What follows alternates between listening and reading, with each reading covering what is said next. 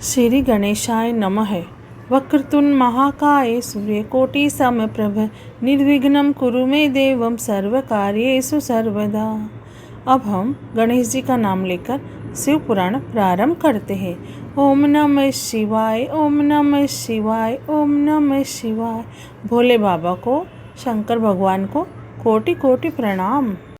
शिव पुराण में श्री रुद्र संहिता के द्वितीय खंड में 10वां अध्याय प्रारंभ करते हैं। ब्रह्मा विष्णु संवाद।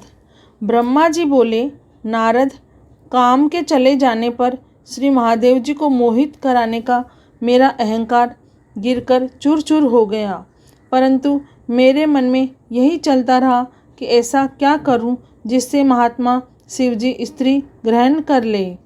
यह सोचते सोचते मुझे विष्णु जी का स्मरण हुआ। उन्हें याद करते ही पीताम्बरधारी श्री हरि विष्णु मेरे सामने प्रकट हो गए। मैंने उनकी प्रसन्नता के लिए उनकी बहुत स्तुति की। तब विष्णु जी मुझसे पूछने लगे कि मैंने उनका स्मरण किस उद्देश्य से किया था। यदि तुम्हें कोई दुख या कष्ट है तो कृपया मुझे बताओ, मैं उस दुख को मिटा दूंगा। तब मैंने उनसे कहा, हे केशव, यदि भगवान शिव किसी तरह पत्नी ग्रहण कर ले अर्थात विवाह कर ले तो मेरे सभी दुख दूर हो जाएंगे, मैं पुनः सुखी हो जाऊंगा। मेरी यह बात सुनकर भगवान मधुसूदन हंसने लगे और मुझ लोक सृष्टा ब्रह्मा का हर्ष बढ़ाते हुए बोले, हे ब्रह्मा जी, मेरी बातों को सुनकर आपके सभी भ्रमों का निवारण हो जाएगा। शिवजी ही सबके कर्ता और भर्ता है। वे ही संसार का पालन करते हैं, वे ही पापों का नाश करते हैं। भगवान शिव ही परम ब्रह्म, परेश, निर्गुण, नित्य, अनिदर्श्य, निर्विकार, अद्वितीय, अनंत और सबका अंत करने वाले हैं। वे सर्वव्यापी हैं। तीनों गुणों को आश्रय देने वाले ब्रह्मा, विष्णु और महेश नाम से प्रसिद्ध रजोगुण, तमोगुण, सत्वगुण से दूर एवं माया से रहित हैं। भगवान शिव योग परायण और भक्त वत्सल हैं। हे विधे, जब भगवान शिव ने आपकी कृपा से हमें प्रकट किया था, उस समय उन्होंने हमें बताया था कि यद्यपि ब्रह्मा, विष्णु और रुद्र तीनों मेरे ही अवतार होंगे, परंतु रुद्र को मेरा पूर्ण रूप माना जाएगा। इसी प्रकार देवी उमा के भी 3 रूप होंगे। एक रूप का नाम लक्ष्मी होगा और वह श्रीहरि की पत्नी होगी।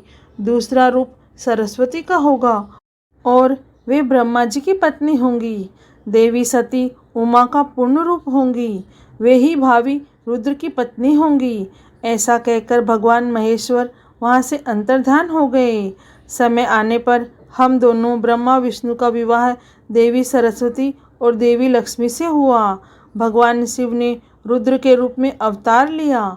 वे कैलाश पर निवास करते हैं। जैसा कि भगवान शिव ने बताया कि रुद्र अवतार की पत्नी देवी सती होगी, जो साक्षात शिवा रूप है। अतः तुम्हें उनके अवतरण हेतु प्रार्थना करनी चाहिए। अपने मनोरथ का ध्यान करते हुए देवी शिवा की स्तुति करो। हे देवेश्वरी, प्रसन्न होने पर तुम्हारी सभी परेशानियों और बाधाओं को दूर कर देगी, इसलिए तुम सच्चे हृदय से उनका स्मरण कर उनकी स्तुति करो। यदि शिवा प्रसन्न हो जाएंगी तो वे पृथ्वी पर अवतरित होगी। वे इस लोक में किसी मनुष्य की पुत्री बनकर मानव शरीर धारण करेंगी। तब वे निश्चय ही भगवान रुद्र का वरण कर उन्हें पति रूप में प्राप्त करेंगी। तब तुम्हारी सभी इच्छाएं अवश्य ही पूर्ण होगी। अतएव तुम प्रजापति दक्ष को यह आज्ञा दो कि वे तपस्या करना आरंभ करें। उनके तप के प्रभाव से ही पार्वती देवी सती के रूप में उनके यहाँ जन्म लेगी। देवी सती ही महादेव को विवाह सूत्र में बांधेगी। शिवा और शिवजी दोनों निर्गुण और परम ब्रह्म स्वरूप है और अपने भक्तों के पूर्णतः अधीन है। वे उनकी इच्छानुसार कार्य करते हैं। ऐसा कहकर भगवान श्री हरि विष्णु वहाँ से अंतर्धान हो गए। उनकी बातें सुनकर मुझे बड़ा संतोष हुआ, क्योंकि मुझे मेरे दुखों और कष्टों का निवारण करने का उपाय मालूम हो गया था। शिव पुराण में श्री रुद्र संहिता के द्वितीय खंड का 10वां अध्याय पूर्ण हुआ।